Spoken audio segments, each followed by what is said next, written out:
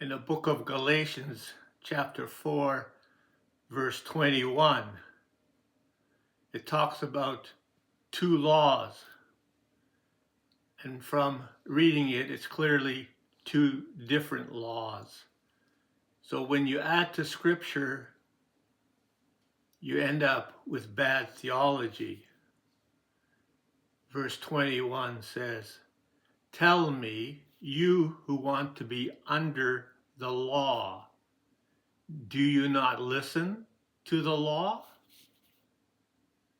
We have two completely different laws at play here. The word "the" is not in the Scripture when it says under the law. It just says under law. So this is not referring to the Mosaic Law.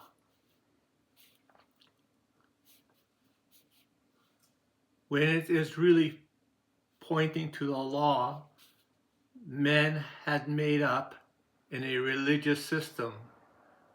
But when they put the word "the" in front, it thinks it's pointing to the Mosaic Law.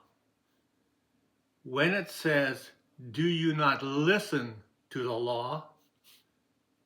the Scripture is pointing us to the Mosaic Law, because the word "the" is in the Scripture. This is verified in the phrase, "Do you not listen to the law?" For what law speaks? What is the law that we have to listen to? In Romans chapter 3, verse 19, Paul has established the fact that the Mosaic Law speaks to those who keep the law. And so in verse 20 of Romans chapter 3, again, it's the same thing. People add the word "the" to the law. No flesh shall be justified. Again, it's not the law of Moses. They've added the word "the" to the Scripture. So what is the Mosaic Law? How do you know what it is? Well, it says, "For through law comes the knowledge of sin." That is referring to the Mosaic Law that teaches us what sin is.